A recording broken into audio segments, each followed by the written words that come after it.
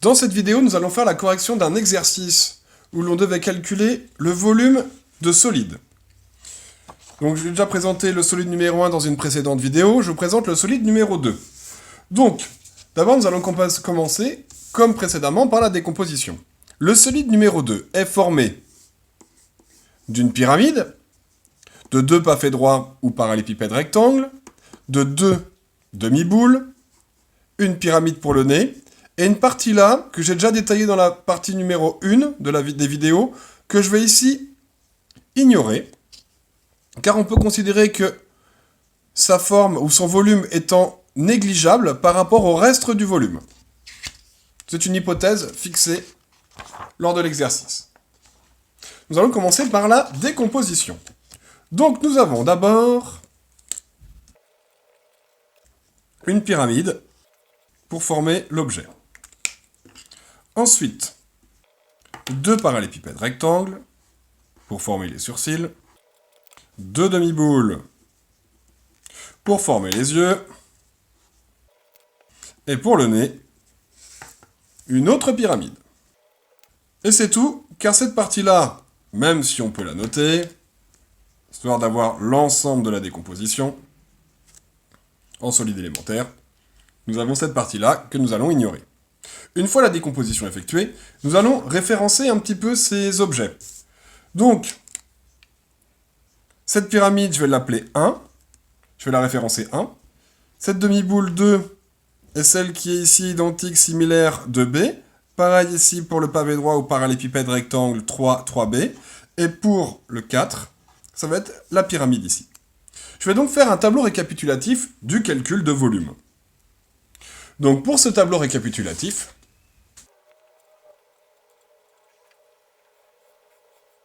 la référence correspond à la référence des solides élémentaires, par exemple petit 1, la pyramide. Le solide, c'est plutôt le nom du solide, ici c'est une pyramide. Et pour le volume, c'est le calcul.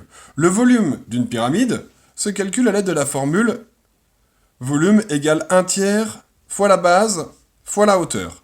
Ici, la base étant un carré, je vais donc faire l'aire du carré côté au carré.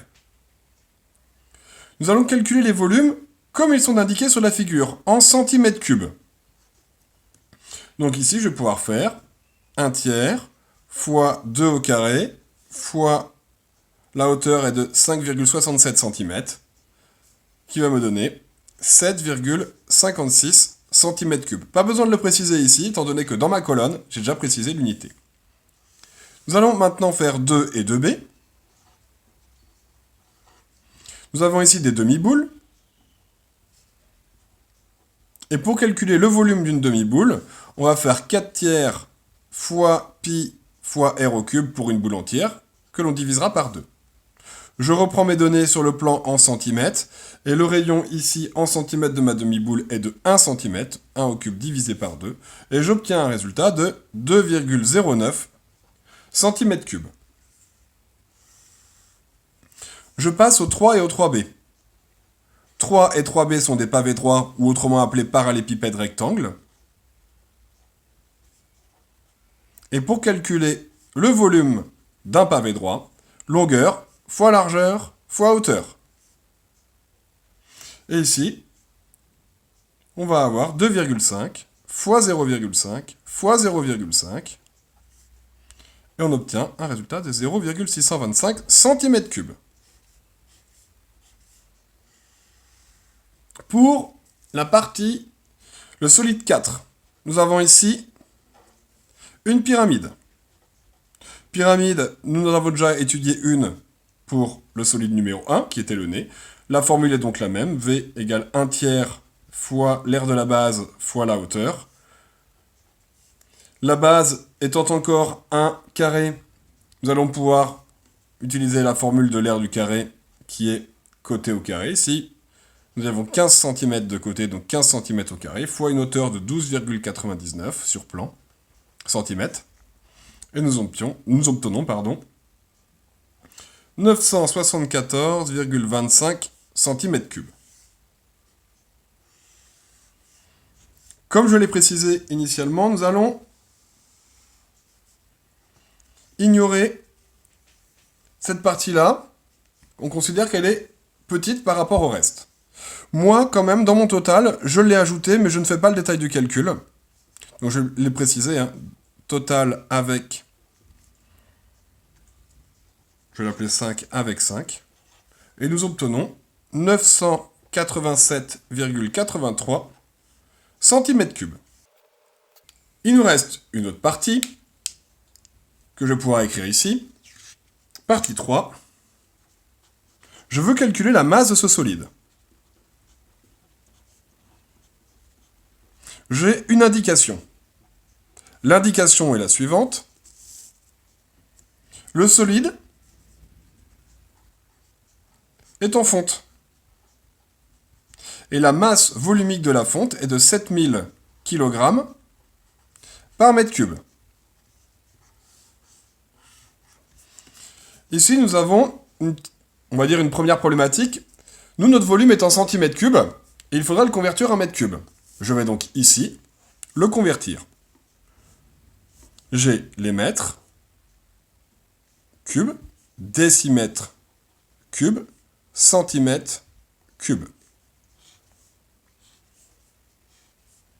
Rappelez-vous, lorsque l'on travaille sur des volumes, il y a 3 colonnes dans ce tableau de conversion, qui correspondent à la puissance, ici les cubes.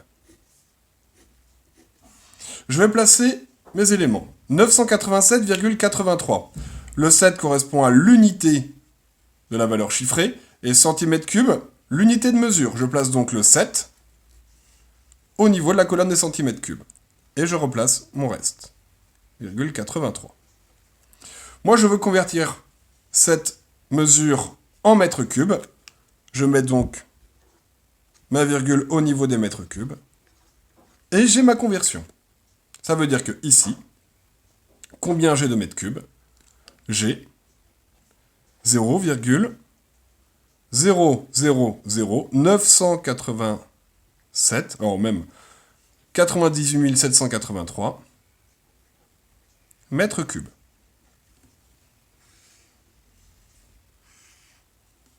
Nous avions vu en cours que lorsque l'on avait ce slash, cela voulait dire que nous pouvions utiliser les outils de la proportionnalité. Un des outils de la proportionnalité que nous utilisions régulièrement est le produit en croix.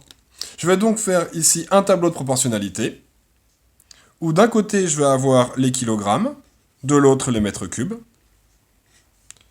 Ma valeur référence est la suivante. Je sais que 7000 kg correspond à 1 mètre cube. Qu'est-ce que j'ai comme information? Moi, je connais les mètres cubes de ma pièce. 98 783.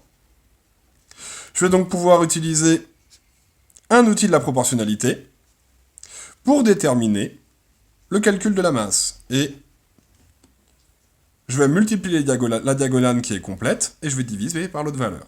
Donc ça me fait 7000 fois 0,00098 783 divisé par 1 et j'obtiens 6,993 kg. Voilà pour ce solide numéro 2.